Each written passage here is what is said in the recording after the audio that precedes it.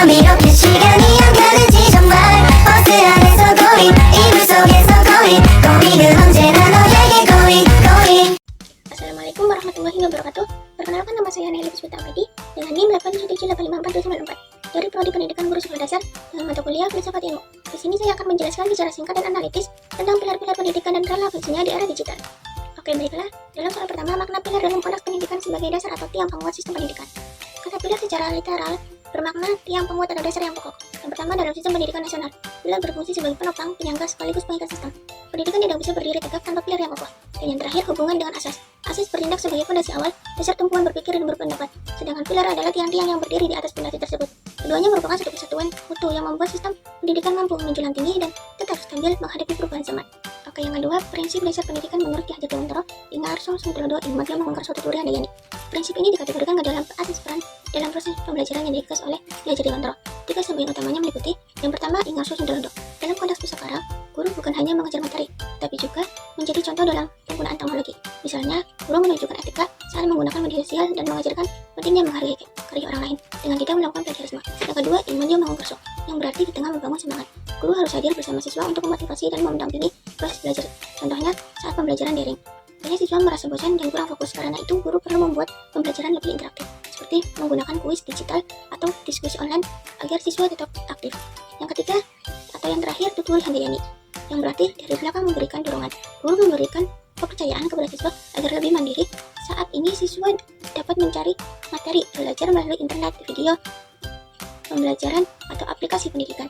Namun guru tetap berperan mengarahkan agar informasi yang diperoleh tidak salah. Dan yang ketiga, analisis relevansi dan tantangan penerapan prinsip tersebut dalam era digital. Misalnya dalam pembelajaran dari literasi digital, karakter peserta didik, dan peran guru. Jika prinsip Ki Hajar Dewantara dikaitkan dengan materi asas belajar dan asas otonomi atau kemandirian, berikut adalah analisis relevansi dan tantangannya.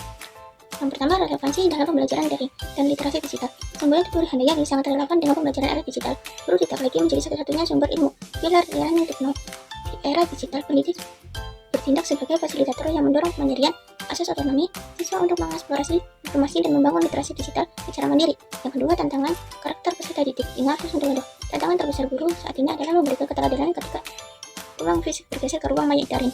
Pengawasan moral menjadi bias. Guru dituntut tidak hanya cakap teknologi, tetapi juga harus mampu menjadi role model dalam etika digital, siberetis, di tengah maraknya hoax dan degradasi karakter media sosial. Yang ketiga, tantangan peran guru Imanyo Mangunkerso. Dalam pilar learning tujuh ditekankan aspek kreativitas dan inovasi praktis. Tantangan guru di era digital adalah bagaimana mengemas ruang kelas virtual agar tetap aktif, interaktif, dan mampu memicu kolaborasi, bukan sekadar memberikan tumpukan tugas digital yang monoton. Dan yang terakhir, yang keempat, refleksi singkat tentang bagaimana pilar tersebut dapat menjawab persoalan pendidikan nasional saat ini. Menurut saya, pilar pendidikan Ki Hajar Dewantara dapat menjadi solusi untuk menghadapi masalah pendidikan nasional saat ini, terutama dalam pembentukan karakter generasi muda. Saat ini pendidikan sering terlalu fokus pada nilai akademik, sedangkan sikap disiplin, sopan santun, dan tanggung jawab mulai menurun. Padahal kecerdasan tanpa karakter yang baik dapat berdampak negatif di dalam kehidupan masyarakat. Melalui prinsip Ingarso Suntulodo, guru dapat menjadi contoh yang baik bagi siswa dalam bersikap dan menggunakan teknologi. Dengan Imanyo Mangunkerso, guru mampu membangun semangat belajar dan bekerjasama. Sedangkan Tuturi Handayani membantu siswa menjadi lebih mandiri, kreatif, dan percaya diri menghadapi perkembangan zaman. Contohnya dapat dilihat pada siswa yang mampu memanfaatkan teknologi untuk membuat konten edukasi, mengikuti kelas online, atau mengembangkan usaha kecil melalui media digital. Hal tersebut menunjukkan bahwa teknologi akan memberikan dampak positif jika dibimbing dengan nilai pendidikan yang benar. Jadi, pilar pendidikan Ki Hajar Dewantara tetap relevan karena tidak hanya mengajarkan ilmu pengetahuan, tapi juga membentuk karakter dan moral peserta didik agar mampu menghadapi tantangan era digital dengan bijak. Oke, jadi kesimpulannya, pilar pendidikan merupakan tiang penguat dan pengikat sistem pendidikan yang berdiri di atas asas sebagai pondasinya, di mana keterpaduan keduanya tercermin dalam asas peran Ki Hajar Dewantara, Ingarso Suntulodo, Imanyo Mangunkerso, Tuturi Handayani, dan tetap relevan di era digital untuk mendorong kemandirian belajar siswa.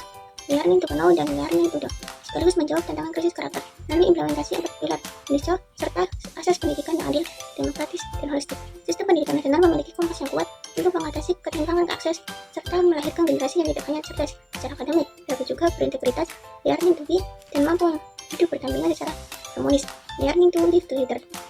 Demikian penjelasan yang dapat saya sampaikan. Semoga bisa menambah pemahaman dan bermanfaat bagi kita semua. Dan semoga penjelasan ini bisa menjawab rasa penasaran kalian. Terima kasih. Wassalamualaikum warahmatullahi wabarakatuh.